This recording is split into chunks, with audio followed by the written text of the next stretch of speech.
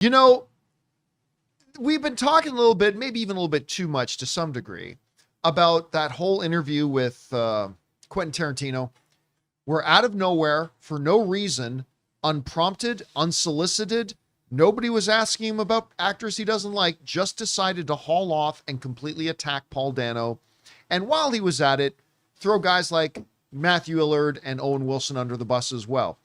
Again, and you know what? I've gotten a lot of these brain dead people who just don't listen say, well, doesn't Quentin Tarantino get to have an opinion? Of course he does. Absolutely, Quentin Tarantino gets to have an opinion.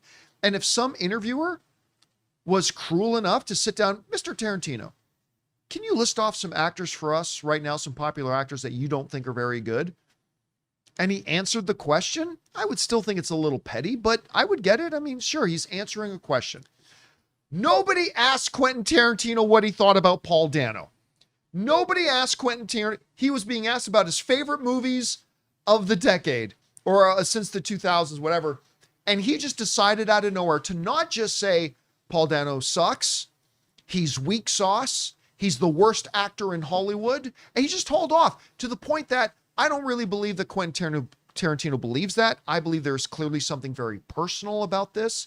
Like, again, I don't know if Dano accidentally slept with his sister or if Dano, ran over his dog or something, but there's clearly something very personal. Anyway, since that time, we've seen a lot of people coming to Paul Dano's defense. We talked about James Gunn coming to his defense. We saw, one of his co-stars who played the kid in There Will Be Blood come to his defense. Well, now the GOAT, the King of Kings, Daniel Day-Lewis himself has kind of come out. Now, there was an Instagram account attributed to Daniel Day-Lewis that came out and said, Paul Dano is one of the greatest actors of this generation. The problem with that is Daniel Day-Lewis didn't write that. It was written by a fan who ran the account. But Daniel Day-Lewis's representative came out and said, oh, but we agree with that. This comes us from the folks over at The Guardian. He says, however, this is after it came clear that it was the person who ran the account, not Daniel Day-Lewis, who said Paul Dano is one of the greatest actors of our generation. Said, however, Day-Lewis's representatives added that the actor, who's the one who suggested Paul Dano for the role in There Will Be Blood, endorsed the sentiment. The single greatest of all time, the Bret the Hitman Hart of acting, the best there is, best there was, best there ever will be. Daniel Day-Lewis says, I endorse the statement that Paul Dano is one of the great actors of our generation. And I'm sorry, but that's the mic drop. That's the mic drop.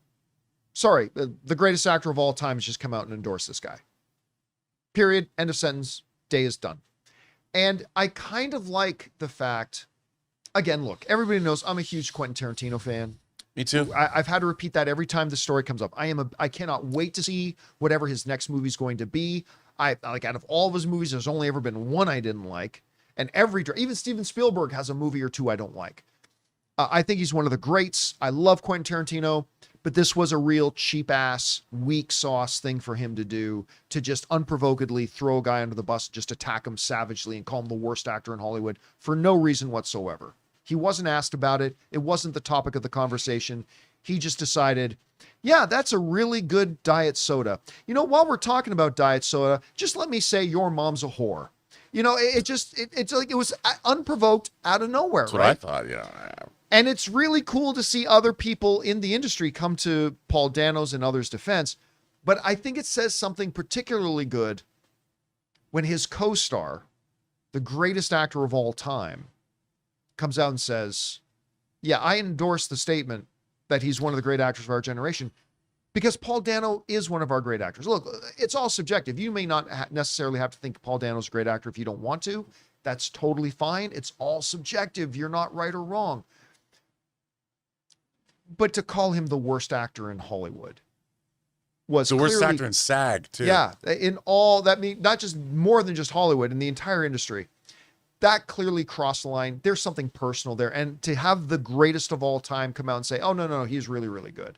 I think that's pretty cool. Guys, we want to take a second to thank a sponsor of this video, Aura. Guys, if you are anything like me, you swear every year you're going to be on top of your Christmas shopping, and then suddenly it's December 20th, the shelves are empty, and you're standing around in Target asking yourself, does my aunt even like candles? But this year, I am not doing that because of Aura frames. It's completely saved me. See, I always struggled with what to get people in my life, but this year I'm going to give out a couple of Aura frames, and it's hands down the most personal, meaningful gift that I can possibly give. And here's the best part. Aura lets you upload unlimited photos and videos. Plus, the frame comes in a premium gift box with no price tag, so it feels like a classy, well thought out gift, even if you bought it last minute. Guys, you can't gift wrap togetherness, but you can frame it. So for a limited time, save on the perfect gift by visiting auraframes.com to get $35 off Aura's best-selling Carver matte frames named #1 by Wirecutter by using promo code CAMPEA at the checkout. That's auraframes.com, promo code Campea. This deal is exclusive to our listeners and frames sell out fast. So order yours now to get it in on time for the holidays. Support the show by mentioning that we sent you at checkout. Terms and conditions apply. Anyway, Rob, we don't often hear anything from Daniel Day-Lewis or his representatives or anything ever give comment about anything. What did you think about this statement coming out? Well, I think, look, I think it's classy. I mean, to come out and say, you know, the old adage, if you can't say something nice. And what has perplexed me, John, about this whole thing is Quentin Tarantino is very media savvy. He's been talking to the press since the early 90s. He's gone on every talk show known to man. He's done every kind of podcast known to man. He's doing his own podcast with Roger Avery, who I also like very much. Roger Avery needs to make another movie. But I don't understand why he said this. Quentin Tarantino, I really don't. And to see people come out and rally around them, especially Paul Dano, and seeing the way people are doing it, you know, it's fun. I loved how Brian Fuller and David Dismalchin and Matthew Lillard turned it into a honorary moment for Matthew Lillard, but also to promote Dust Bunny, which opens today, and everybody should go see it in the theater. And Matthew Lillard's not even in Dust Bunny. You know, and it was cool seeing friends coming together to do that. I think it's great. And to have Daniel Day-Lewis come out and say, look, man, I had a great experience working with my fellow colleague.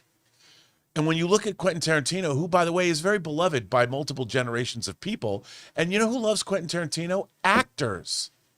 Actors love working with him on his movies because he writes them such great parts. I mean, I want to see Sam Jackson weigh in. I want to see what he has to say about this because to me, it's really disappointing because I really love Quentin Tarantino. And I'm like, you know better than this. You're a media savvy dude. What did you think was going to happen? Now people, for no reason at all, you've made people hate you. And I don't get it. I don't get it. Yeah, to me, it's the whole scenario that it just came out of nowhere. Nobody asked him about it. Like, again, man, I can't emphasize this enough because so many people miss the point.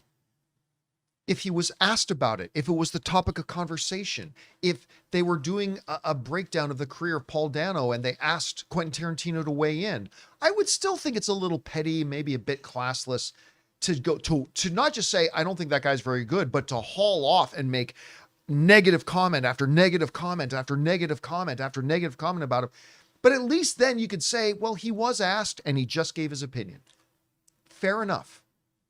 But context means everything. And this was a context where Paul Dano had nothing to do with the conversation. And he just decided to turn the entire conversation to one big hit piece on Paul Dano. Again, I stand by it that there is clearly something personal here. Clearly something personal. And again, as somebody who is a years long, anybody who've watched my show, you guys know I am a decades long fan of Quentin Tarantino. Like a family member, I'm just disappointed in him. I was really disappointed. And you're right. He made people dislike him for no reason whatsoever. No, and you know what else? He's also, Quentin Tarantino's a populist. He loves movies. Now, if you love movies, you can't look at Owen Wilson in something like Zoolander or Bottle Rocket or Wedding Crashers and not think he's great in those roles. He was great in those roles. He was great in Woody Allen's Midnight in Paris. Oh, he really, I was going to say, that's one nobody brings up with Owen Wilson. And the thing is, Quentin Tarantino knows that. Now, I can understand Matthew Lillard's performances can be a little mannered, but in Scream, come on. Scream is a great movie, and the reveal in Scream is great because it's him, because it's Matthew Lillard is one of those, you know. And would you want to have someone else playing that part? I wouldn't. He was great at SLC Punk. He was great in SLC Punk. And by the way, this is not a referendum on whether or not Paul Dano is indeed a good actor, or whether or not you think Owen Wilson is indeed a good actor, or Matthew Lillard is indeed a good actor. That's not the point. The point is, these guys just got thrown under the bus for no reason by one of the most popular directors in Hollywood for no reason whatsoever. And it's really nice to see so many other people who are their peers, including the single greatest actor in the history of the medium, come out to their defense as well. So it's good to see. You see that there's more of a community than people realize. We're not just all evil coastal elites. People are actually nice. They weren't making any money to come out and rally around their friends. They were doing it. It was legitimate, and you could see that people were really upset about it. All right, guys. Question is for you. What do you think about this? We don't often hear anything from Daniel Day-Lewis or his representatives who've come out and said, oh yeah, Daniel completely endorses the statement that Paul Dano is one of the great actors of his generation. I mean, you don't have to think that he is, but I think it's pretty interesting that the GOAT of all time has come out and said that. Anyway, whatever you guys think about it, jump down to the comment section below and leave your thoughts there. Hey guys, thanks so much for watching this video. Make sure you like the video, leave a comment, and subscribe to our channel. And don't forget, we have a daily podcast called the John Campea Show podcast, available on Apple Podcasts, Spotify, or your favorite podcasting app of choice. Go and subscribe to it today so it'll be there when you need it.